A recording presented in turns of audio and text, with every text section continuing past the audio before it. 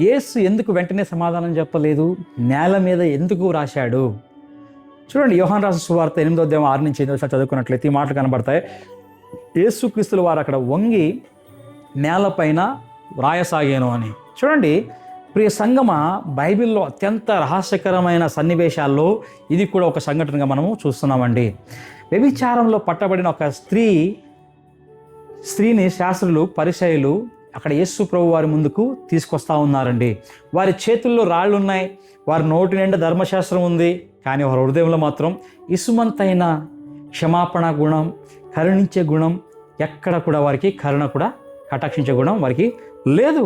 వారు యేసును అడుగుతున్నారు, మోషే ధర్మశాస్త్రం ప్రకారం ఇటువంటి స్త్రీని రాళ్లతో కొట్టమని చంపాలి, మరి నువ్వేం చెప్తావు అనే ఒక ప్రశ్నను ఆయన ముందు పెడుతున్నారండి.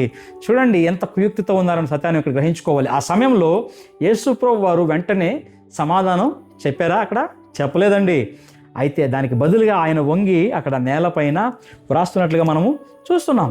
బైబిల్ ఆయన ఏం రాశాడో అని చెప్పలేదు, కానీ ఎందుకంటే దేవుడు మన దృష్టిని యేసు వ్రాసిన పదాలపై కాకుండా ఆయన చేసిన అక్కడ కార్యం యొక్క అర్థాన్ని మనము అర్థం తెలుసుకోవాలని ఆ కార్యం పైన నిలిపినట్లుగా మనం చూస్తున్నాం. గమనించినట్లయితే మొదటి విషయం గమనించినట్లయితే ప్రేమ దేవుడారా, యేసుక్రీస్తుల వారు వెంటనే మాట్లాడలేదు. ఎందుకంటే ఆయన వాదంలో గెలవడానికి రాలేదు, కానీ హృదయాలను గెలుచుకోవడానికి వచ్చినట్టుగా మనము చూస్తున్నామండి. ఆయన వాదనలు గెలవడానికి కాదు, కానీ మన హృదయాలను గెలుచుకోవడానికి వచ్చినట్టుగా మనం చూస్తున్నాం. పరిసయ్యులు అడిగింది అక్కడ ప్రశ్నలా కనిపించింది, కానీ అది ప్రశ్న కాదండి, అది ఒక వల, ఒక ఉచ్చు. ఎందుకంటే వారికి ఆ స్త్రీ గురించి ఎంత మాత్రం ఇసమంతైన బాధ లేదు, వారికి సత్యం గురించి ఆసక్తి లేదు, వారికి యేసును తప్పుపట్టడానికి ఒక అవకాశం కావాలి అంతే. అందుకే యేసు వారి ఆవేశానికి అక్కడ స్పందించలేదండి. కొన్ని సందర్భాల్లో దేవుడు మన ప్రశ్నలకు వెంటనే స్పందించడు, జవాబు ఇవ్వడు, కానీ కొన్ని మౌనాలు 1000 మాటల కంటే గొప్ప సమాధానాలుగా ఉన్నాయి. ఈ సత్యాన్ని కూడా గ్రహించుకోవాలి. రెండో విషయానికి మనం వెళ్ళినట్లయితే, దేవుడు వేలు ఒకప్పుడు రాతి పలక పైన ధర్మశాస్త్రాన్ని రాసింది, అదే వేలు ఇప్పుడు దుమ్ము పైన కృపను రాస్తూ ఉంది, కృపను ప్రకటిస్తూ ఉంది.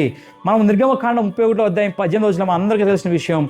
దేవుని వేలు ఏంటి? రాతి పలకల పైన ధర్మశాస్త్రాన్ని రాసి మోషకి ఇచ్చినట్లుగా మనం చూస్తున్నాం. ఆ ధర్మశాస్త్రం ఏం చేసింది? పాపాన్ని బయటపెట్టింది, తీర్పును ప్రకటించింది. కానీ యోహాను 8వ అధ్యాయంలో చూసినట్లయితే అదే దేవుని వేలు రాతి పలకపై కాదు, కానీ అక్కడ దుమ్ము పైన రాస్తూ ఉంది.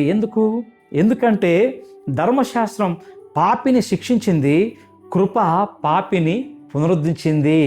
ఆమేన్. ఈ సత్యాన్ని మనం గ్రహించుకోవాలండి. యేసుక్రీస్తుల వారి లోకాన్ని శిక్షించడానికి రాలేదు, రక్షించడానికి మాత్రమే ఆయన వచ్చాడండి. ఈ సత్యాన్ని మనం అందరూ కూడా మరొకసారి అర్థం చేసుకోవాలని మేము కోరుకుంటున్నాం. మూడో విషయానికి మనం ముందుకు వెళ్ళినట్లయితే, అందరూ ఆమె పాపాన్ని చూశారు, యేసు ప్రభు వారు మాత్రం ఆమె భవిష్యత్తును అక్కడ చూస్తూ ఉన్నారండి. ప్రజలు అన్నారు ఈమె పాపి, యేసు చూశాడు ఈమె నా కృపకు సాక్షిగా మారగలదు అని. చూడండి, ఇదే కృప యొక్క దృష్టికోణంగా మనం గమనించాలి. సాతాను ఎప్పుడు కూడా మన గతాన్ని మన ముందుకు తీసుకొచ్చి పెట్టేవాడుగా ఉన్నాడు, కానీ యేసు ప్రభు వారు మన భవిష్యత్తును ముందుంచుతాడు. నీ గతం దేవుని యొక్క చివరి తీర్పు మాత్రం ఎంత మాత్రము కాదనే సత్యాన్ని ఈరోజు మనం గ్రహించుకోవాలండి. నాలుగోది గమనించినట్లయితే, యేసు నేలపై వ్రాయడం ఆమె జీవితంలో ఒక కొత్త అధ్యాయం ప్రారంభమవుతుందనే ఒక దానికి సంకేతంగా ఇక్కడ మనము చూడవచ్చండి. ఆ రోజు అందరూ ఆమె జీవితానికి ముగింపు రాయడానికి, చంపాలి, ముగించాలి, తీర్పు ఇందుకే వచ్చారు అక్కడ.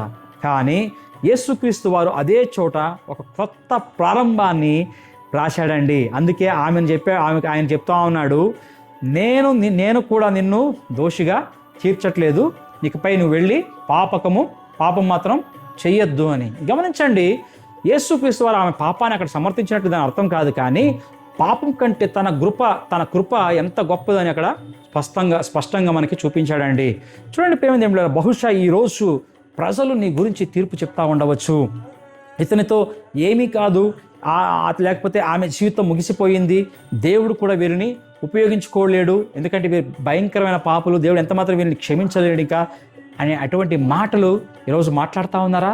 కానీ ఒక్క విషయం గురించుకో, ప్రజలు మన జీవితానికి ముగింపు వ్రాస్తున్న చోటే యేసు కొత్త ఆరంభాన్ని వ్రాస్తున్నాడనే సత్యాన్ని ఈరోజు గ్రహించుకో ప్రేమ దేవుని బిడ్డ. మనం గమనించినట్లయితే ప్రియులారా, ఆ రోజు ఆ స్త్రీని రక్షించింది యేసు రాసిన అక్షరాలు కాదు, కానీ ఆయన సన్నిధి. ఆయన ఉన్న చోట ఆరోపణలు మౌనమయ్యాయి, తీర్పు వెనక్కి తగ్గింది, కృప విజయం సాధించిందండి. ఈరోజు కూడా ఈరోజు ఒక మాట చెప్దామా, దాన్ని బట్టి మనం గమనించుకున్నట్లయితే ఈరోజు గతం మనం వెంటాడుతూ ఉందా? మన తప్పులు మన హృదయాన్ని నలిపేస్తూ ఉన్నాయా? ప్రజలు మనల్ని ఇంకా తిరస్కరిస్తూ ఉన్నారా? అయితే ఈరోజు దేవుని వాక్యం సెలవిస్తూ ఉంది, రా ఆయన దగ్గరకు. వస్తావా ఈరోజు ఆయన దగ్గరకు? నీవు వచ్చినట్లయితే ఆయన నీ గతాన్ని మాత్రమే చూడడు, కానీ నీలో దేవుడు ఇంకా రాయబోయే కథను చూస్తాడు. ప్రేమ దేవుని బిడ్డలారా, గమనించినట్లయితే ఎంత మాత్రం ఈరోజు ఇవాళ చెప్దాం, నా గతం నా గమ్యాన్ని నిర్ణయించదని ఒక మాటని చెప్దాం. ప్రజల తీర్పు నా జీవితానికి చివరి మాట కదనే సత్యాన్ని చెప్దాం. నా జీవితానికి చివరి అధ్యాయం రాసేది యేసు క్రీస్తుల వారి అనే యొక్క సత్యాన్ని ఈరోజు మనం ధైర్యంగా ఘోషిద్దాం. ఆయన కృప నా కథను మారుతుందని దృఢంగా మనం ఈరోజు చెప్దాం. అంత మాత్రం కాకుండా ఆయన ప్రేమ నా భవిష్యత్తును నిర్మిస్తుంది అని చెప్దాం. ప్రేమందేములరా, నిజంగా ఈ విధంగా మనం చెప్పి పరిపూర్ణంగా ఆయనకి మన జీవితాన్ని సమర్పించుకున్నట్లయితే ఖచ్చితంగా మన జీవితాలని ఆ స్త్రీ ఎలాగైతే వ్యభిచారంలో ఉన్న స్త్రీని ఒక సువార్థికురాలుగా మార్చిన దేవుడు ఈరోజు ఆయన వాక్యం సెలవిస్తుంది కదా, నీ పాపంని ఎంత మాత్రం ఆయన గుర్తు చేసుకునే దేవుడు కాదు. మనుషులు గుర్తు చేసుకోవచ్చు, కానీ ఆయన అంటాడు కదా, భూమి ఉత్తరానికి దక్షిణానికి ఎంత దూరం ఉందో అంత దూరంగా మన పాపాన్ని ఆయన దూరం చేశాడంట. అంతమాత్రం కాకుండా సముద్రపు లోతులకి వేశాడంట, అగాధంలోనికి వేశాడు. అది ఎంత మాత్రం తిరిగి గుర్తు చేసుకున్న దేవుడు కాదు. కనుక ధైర్యంగా ఆయన కృపాసింహాసనం దగ్గరికి వద్దాం, ఆయన చేతిలో మన జీవితాన్ని అర్పించుకుందాం, ఆయన కృపకు బాధ్యులవుదాం. దేవుడు మనందరినీ కూడా ఆశీర్వదించును గాక. ఆమేన్, ఆమేన్.